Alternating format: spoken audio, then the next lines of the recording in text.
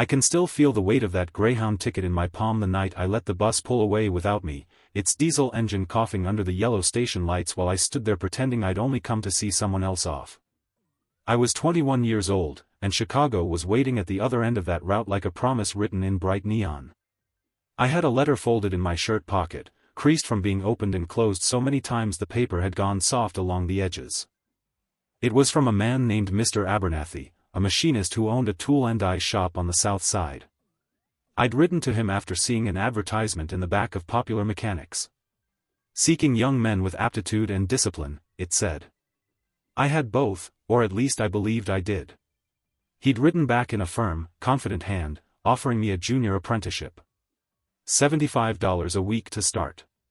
More than my father had ever earned in a single paycheck at the lumber yard. But that night, under those station lights, with the smell of diesel and stale coffee hanging in the air, I watched the bus doors fold shut like the closing of a book. It was 1952, and our town in western Ohio had already settled into its evening rhythm. Main Street storefronts had gone dark one by one. The hardware store where I worked had pulled down its striped awning at 6 sharp. Old Mr.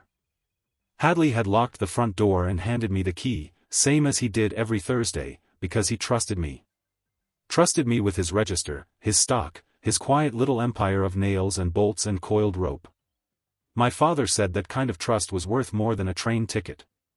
He had a way of speaking that made everything sound settled before you even had the chance to argue. A steady place is a good place, he told me one evening as we sat on the front porch. The porch light flickered on as the sun dropped behind the sycamores. AM radio drifted through the open living room window, Red Barber calling a Yankees game. Chicago's a fine city, he said, not looking at me, but it won't know your name. I didn't tell him that was exactly the point. Back then, I used to stand behind the counter at the hardware store and imagine my own name painted in gold on a glass door. Croppett Tool and Design. Custom Fabrication. Precision Parts. I loved the weight of the work gloves in my hands, the smell of machine oil, the grit under my fingernails at the end of a day. When farmers came in with broken combine pieces or snapped mower blades, I'd study the metal like it was a puzzle. I wanted to build things no one else could. Mr. Hadley noticed. He'd clap me on the shoulder and say, "You've got an engineer's mind, son." He'd say it low, like he didn't want the other men to hear. As if ambition were a fragile thing that might spook if exposed to too much daylight. But in our town, ambition was something you tempered, like steel in cold water. Too hot, and it warped. The letter from Chicago arrived on a Wednesday. I remember the way my mother wiped her hands on her apron before handing it to me, as if it were something delicate. I read it twice before supper and 3 times after. That night, I lay in bed staring at the ceiling, listening to the distant whistle of a freight train cutting through the dark. I imagined myself on it, heading west or north or anywhere that wasn't here. 2 days later, my father came home early from the lumber yard. He set his lunch pail on the kitchen table harder than usual. His hands trembled slightly as he loosened his collar. The yard was cutting shifts, he said. Orders were down. He didn't know how long it would last. He didn't ask about Chicago. He didn't need to. The next morning at the hardware store, I found Mr. Hadley in his back office, hunched over the ledger with his spectacles low on his nose. The typewriter clacked once, then went still. He looked up at me like he already knew what I was going to say. "I got an offer," I began. He nodded slowly. "I figured." We stood there in the hum of the fluorescent lights, surrounded by shelves of bolts sorted by size and shape. He told me he'd been thinking of retiring in a few years. Said he'd need someone to take on more responsibility. Maybe even buy in, someday. Stability, he said, tapping the ledger with one thick finger. That's what a man builds a life on. That afternoon, I walked past the barbershop where men sat in leather chairs discussing the Korean War and the price of corn. I passed the school gymnasium, already being decorated with crepe paper for the autumn dance. Everything felt fixed, like the pieces of a puzzle that had already found their proper places. Only I felt like a piece that didn't quite fit. The night of the bus departure, my mother pressed a sandwich wrapped in wax paper into my hands. "In case you get hungry on the ride," she said. Her eyes were bright, but she smiled the way mothers do when they're pretending not to be afraid. My father drove me to the station in silence. The dashboard lights cast a green glow over his face. He didn't look at me when he pulled up to the curb. "You don't owe us," he said finally. "But you know what this family needs." That was the thing about duty, it didn't shout. It just stood there quietly, waiting for you to notice it. Inside the station, the ticket agent slid the paper across the counter. I paid in cash. My hand shook only a little. And then I stepped back outside. I saw my father still sitting in the car, engine idling. He wasn't watching me. He was staring straight ahead, hands resting on the steering wheel like he was bracing against something. Through the station window, I could see other passengers lining up. A young woman in a blue dress dabbing at her eyes. A sailor with a duffel bag slung over his shoulder. The doors of the bus opened with a hydraulic sigh. For a moment, the world narrowed to that doorway. I imagined the clang of machinery in a Chicago workshop. The smell of hot metal. The thrill of walking streets where no one knew my father's name or mine. I imagined sending money home. Becoming something larger than the boundaries of our county line.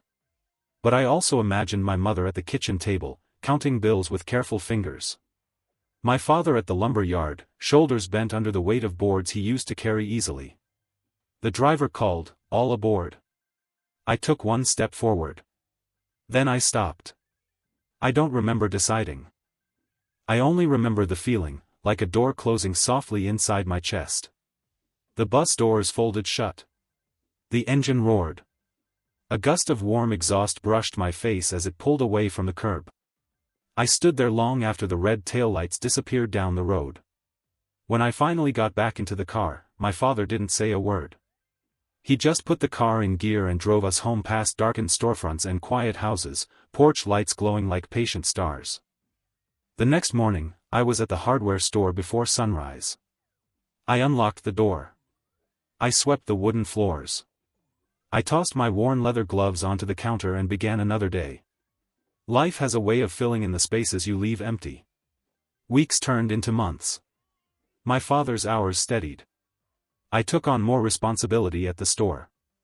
By 1955, Mr. Hadley had me handling supplier orders and managing the books. Customers started asking for me by name. There was pride in that. Real pride. And yet, sometimes, when the freight train whistle echoed across town at night, I would lie awake and imagine another version of myself stepping off a bus in Chicago, blinking up at tall buildings, carrying a borrowed suitcase and a head full of plans. In 1958, Mr. Abernathy wrote again. He said the offer still stood if I ever found my way north. He even mentioned expansion, new equipment, new contracts. Opportunity rarely waits forever, he wrote. I kept that letter in my desk drawer at the store. I didn't answer it. Instead, that same autumn, I signed papers to buy a small share of the hardware store. My name, in neat black ink, beside Mr. Hadley's. The day after I signed, I walked home at dusk. The air smelled of cut grass and gasoline. Porch lights flickered on one by one. From an open window, a radio carried the distant sound of a baseball game. I paused at the edge of Main Street and looked back at the storefront, our storefront now. My reflection hovered faintly in the glass.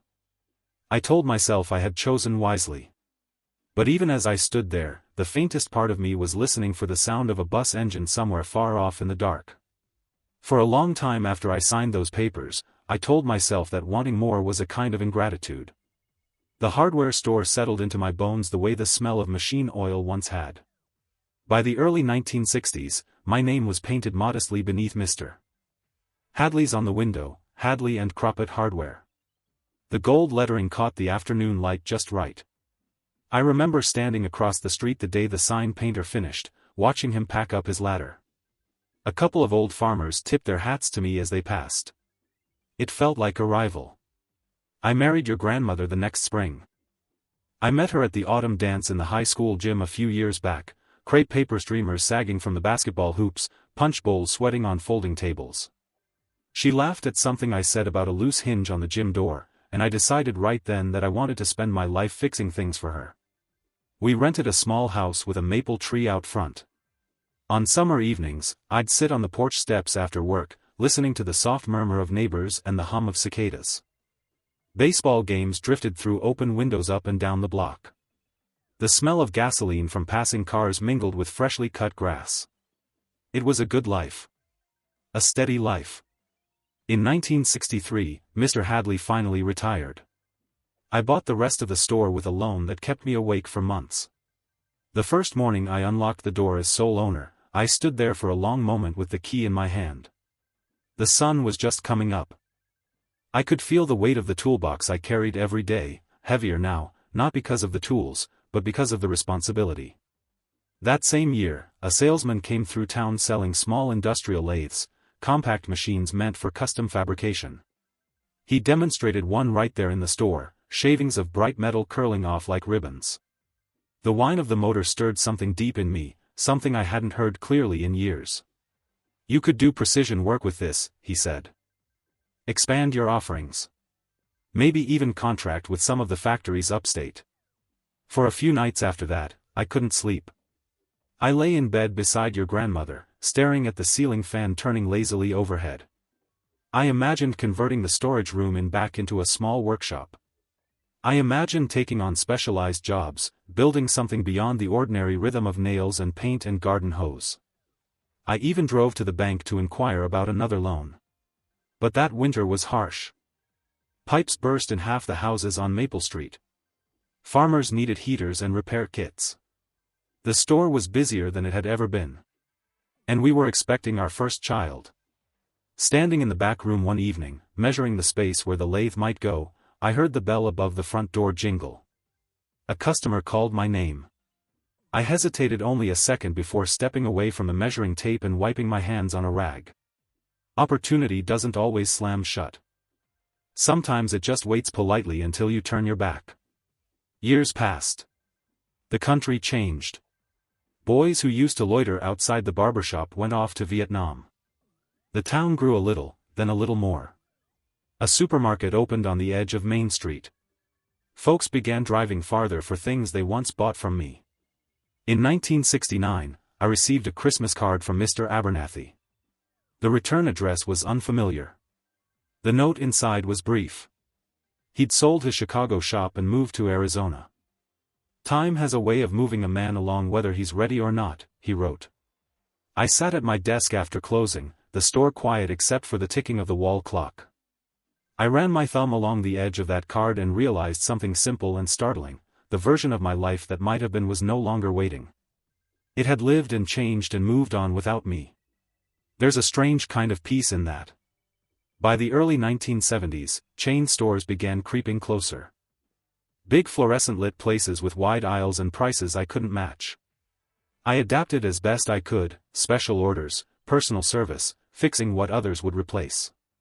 Men still came in with broken parts, and I still studied them like puzzles. I taught younger clerks how to listen to the sound of a misaligned hinge, how to feel for a stripped thread with their fingertips. Sometimes, on slow afternoons, I'd close my eyes and imagine the clang of a larger workshop, the echo of metal on metal in a space big enough to swallow my voice. I'd imagine myself in a different city, sleeves rolled up, building things that carried my name far beyond this town. But then the doorbell would chime, and someone would walk in needing something only I knew how to find. A widow needing help replacing a cracked windowpane.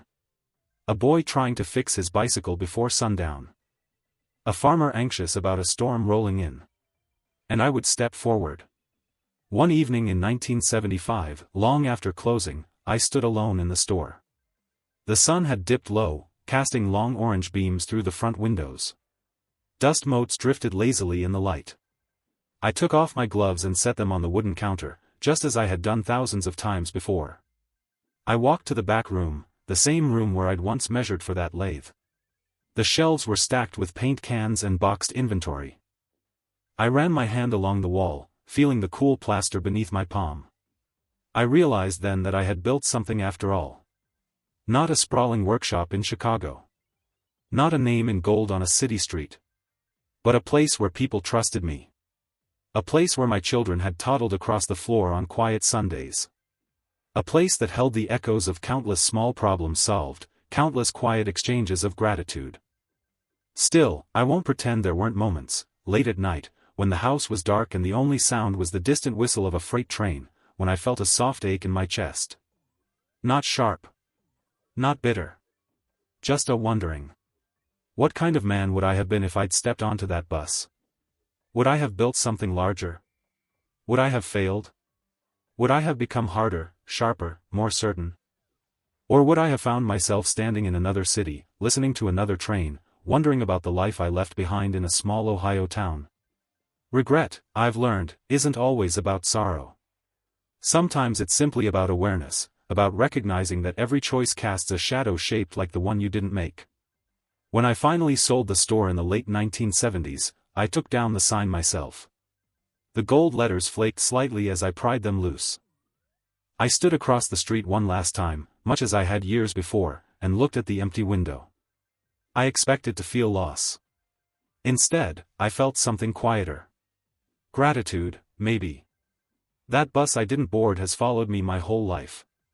Not as a ghost, not as a reproach, but as a reminder. A reminder that there was once a young man brave enough to dream of something larger, and steady enough to choose something closer. The world tells you the boldest step is always forward, into the unknown. And sometimes that's true. But sometimes the boldest step is the one that keeps you standing exactly where you are, when every restless part of you wants to run. If I close my eyes now, I can still see that Greyhound under the yellow station lights. I can hear the driver calling, all aboard. I can feel the ticket in my hand. And I can feel, just as clearly, the soft closing of that inner door. I didn't become the man who built a shop in Chicago. I became the man who kept a small door unlocked on Main Street for nearly 3 decades, who knew the names of the people who walked through it, who fixed what he could and stood steady when things broke. Sometimes the chapters that shape us most are not the ones we leap into with trumpets and applause. Sometimes they are the ones we fold carefully, like a bus ticket, and tuck away in our pocket, carried quietly for the rest of our days.